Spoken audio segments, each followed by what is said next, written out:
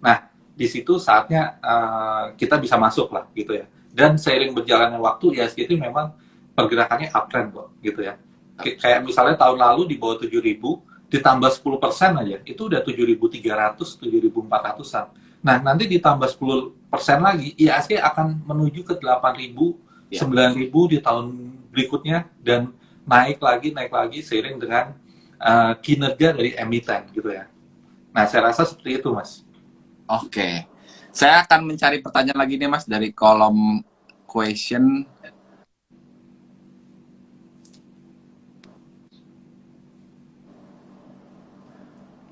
Pertanyaan dari Dani Boya nih, Mas. Analisa terbaik seperti apa yang untuk menentukan perusahaan terbaik berinvestasi saham nih, Mas?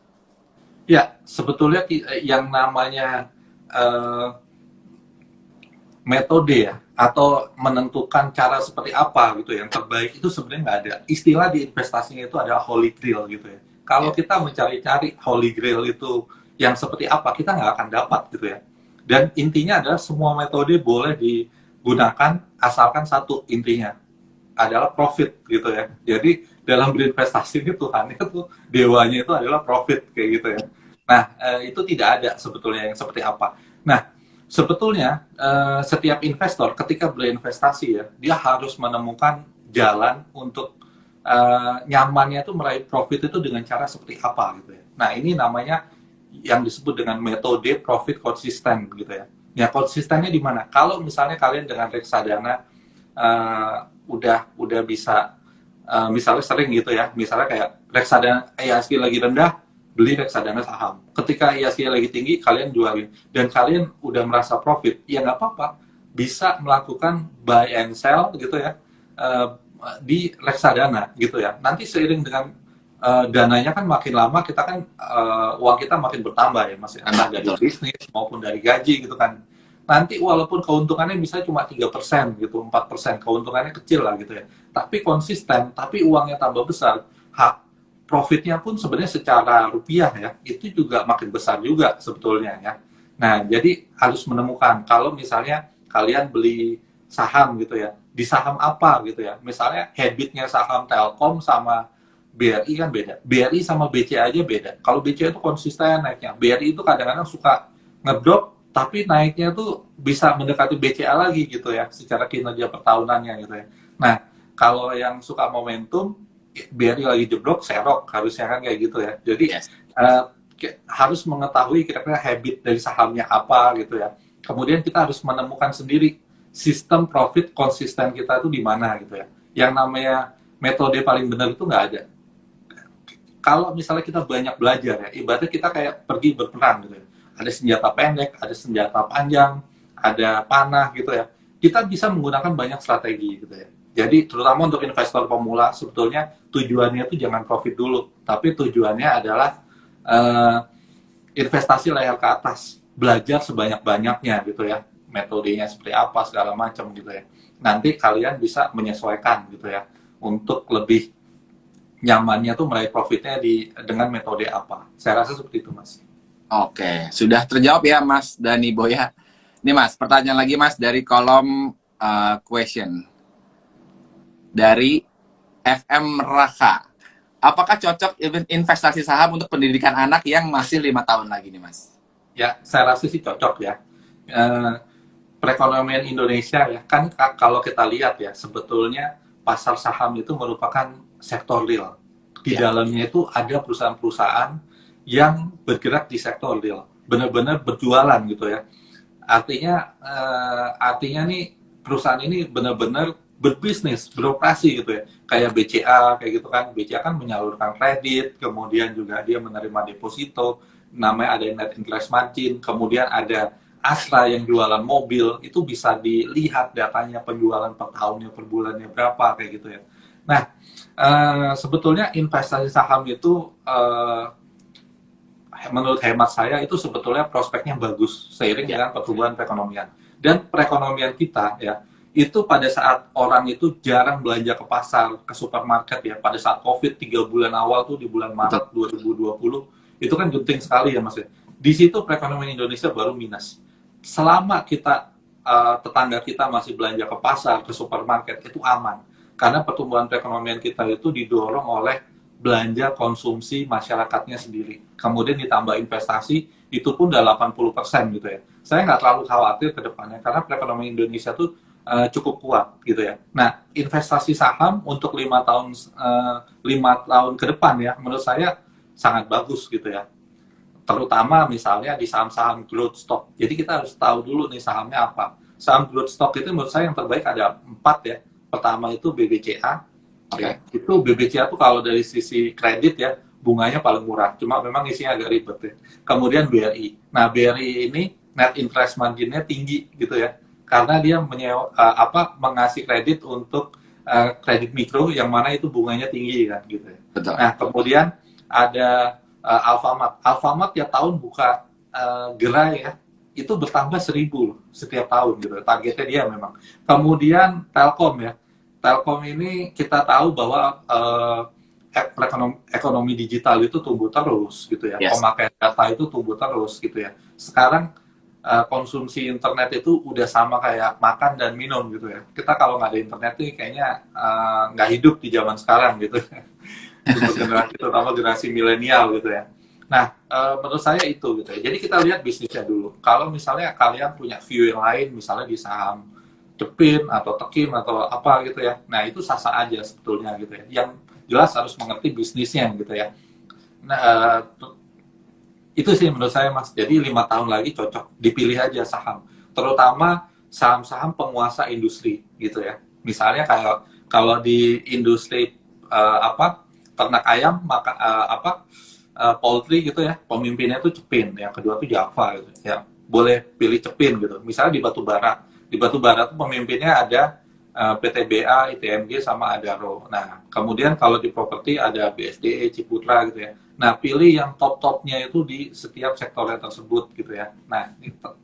Menurut saya seperti itu, Mas. Oke, nah itu seperti itu jawabannya. Dan pertanyaan satu lagi nih, Mas, dari komentar Farhan Aditya. Untuk persiapan dana pensiun lebih cocok di reksadana atau di saham nih, Mas Yazid? Ya, kalau saya sih di saham ya. Jadi kita kalau mau pensiun, itu kalau bisa seaman mungkin gitu ya. Terutama kita ambil dari dividennya, Mas. Dividen stok gitu ya. Ya, kita kalau misalnya sekarang saham-saham batubara lagi bagus ya. Ini 5 tahun ke depan juga menurut saya masih oke gitu ya.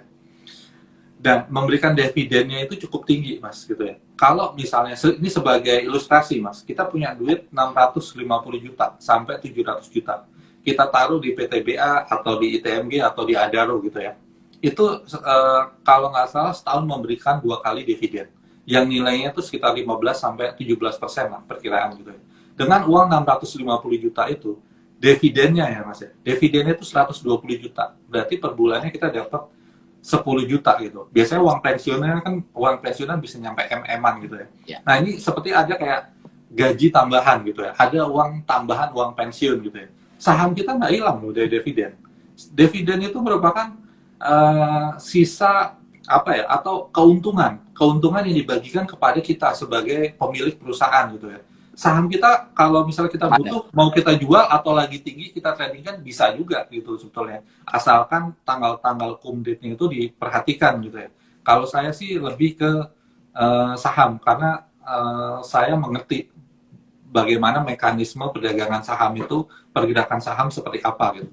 Di reksadana juga boleh, misalnya reksadana pasar uang gitu ya. Reksadana pasar uang itu karena memang dia kan isinya di dalamnya tuh deposito. Tapi deposito kalau kita depositokan langsung ke bank itu bunganya lebih kecil. Yes. Karena reksadana ini uangnya lebih besar sehingga memberikan bunga yang lebih besar juga gitu ya. Jadi antara kalau nggak saham ya reksadana pasar uang kayak gitu ya, supaya kita lebih aman juga gitu. Dua-duanya sih bagus, cuma kalau kalian mengerti di saham itu lebih menarik sebetulnya. Oke, pertanyaan terakhir nih Mas. Bisa nggak sih saham itu dijadikan sebagai kado ulang tahun atau kado pernikahan? Atau mungkin mahar pernikahan? Jika bisa, bagaimana sih Mas caranya? Ya, sekarang sih udah banyak ya yang nikah, kemudian maharnya itu dari saham gitu ya. Kalau dulu sih ya, jadi saham itu yang kan tercatat secara digital ya, itu bisa minta ke saya untuk dicetakkan gitu. Tapi kalau sekarang sih kayaknya enggak ya, kayaknya udah nggak bisa dicetak lagi. Jadi kita kayak seolah-olah nyetak sendiri kayak gitu nilainya berapa, asalkan ya beneran aja. Memang sahamnya itu di maharnya itu ada dibelikan untuk itu gitu ya. Itu sah-sah aja sebetulnya. Buat kado, misalnya kado ulang tahun itu juga bisa juga sih sebetulnya ya. Cuma tapi gini, masalahnya di saham itu kan tingkat security-nya itu, keamanannya itu kan sangat tinggi gitu ya. Betul. Jadi yang kalau kita mau beli saham, kita buka aplikasi ajaib gitu ya. Nah itu yang tahu kan biasanya cuma kita kayak gitu. Ya. Gitu. Jadi kita nggak bisa ngirim saham, mungkin kita kirim ke RDN-nya aja kayak gitu ya, gitu ya. Dan di saham itu juga kalau mau ditarik itu kan nggak bisa. Misalnya saya habis jual saham, saya tariknya itu ke rekening Mas Reza, itu juga nggak bisa gitu ya. Jadi Ya. keamanan di pasar modal ini setara sama bank, di dalamnya juga kustodiannya juga bank juga sebetulnya gitu ya. Jadi diatur sangat ketat sekali sebenarnya. Jadi untuk digunakan money laundering itu kemungkinannya kecil sebenarnya Ya. di pasar modal ini gitu ya. Sebenarnya bisa-bisa aja, tinggal diatur aja mekanismenya seperti apa. Oke, nah mungkin pesan-pesan terakhir nih Mas sebelum sesi kita berakhir buat dari Mas Yazid buat para netizen atau warganet yang lagi nonton, kira-kira saran-saran apa nih Mas yang Mas bisa berikan kepada kita semua di kondisi market yang lagi kayak sekarang gini Mas? Ya, pertama di kondisi market yang seperti saat ini ya, di mana inflasi akan naik segala macam gitu ya. Nah, mungkin kita bisa lihat sektor-sektor kira-kira yang tidak terdampak inflasi itu apa aja gitu ya. Misalnya kayak sektor telekomunikasi, kemudian ada sektor energi pertambangan, kayaknya tuh dampaknya juga minim gitu ya. Jadi sebetulnya di segala kondisi pasti ada sektor yang naik, ada yang turun. Nah, kita cari nih counternya apa gitu ya. Sama seperti kita sebagai seorang pebisnis. Kira-kira bisnis yang bertahan apa, kemudian yang prospek kedepannya bagus itu apa gitu ya. Dulu zamannya tanaman naik semua kayak gitu ya. Zamannya ikan-ikanan, ikan naik semua kayak gitu ya. Zamannya batu akik naik gitu ya. Nah sama, kita kayak kalau berbisnis seperti itu. Di pasar modal itu ada sektor perbankan, ada sektor teknologi, ada sektor transportasi gitu ya. Kalau sekarang sih saya lihat cuma 3 tuh. Pertama energi gitu ya, karena harga di tingkat global itu tinggi. Perusahaan batu bara, minyak, gas itu bisa dipilih. Kemudian yang kedua transportasi, karena komoditas ini perlu diangkut, perlu transportasi, dan kemudian hasil dari produk pabrik atau industri itu juga distribusinya juga melalui transportasi gitu ya. Jadi energi, transportasi, dan satu lagi itu sektornya adalah sektor industri itu sendiri gitu ya, di mana pabrik-pabrik kita itu kan sudah mulai beroperasi. Angka PMI atau Purchasing Managers Index kita itu juga naik, itu bisa dipilih gitu ya. Jadi kita harus ketika mau beli saham, pertama jangan ikut-ikutan ya. Jadi harus dianalisa sendiri gitu ya.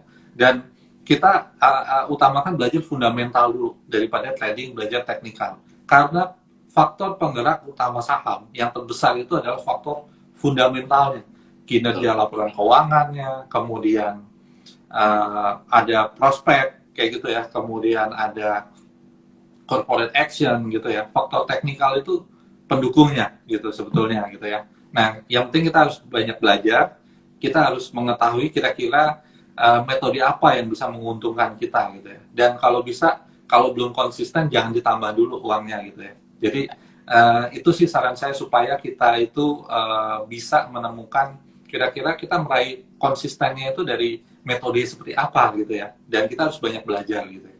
Itu aja dari saya Mas, thank you. Siap, oke.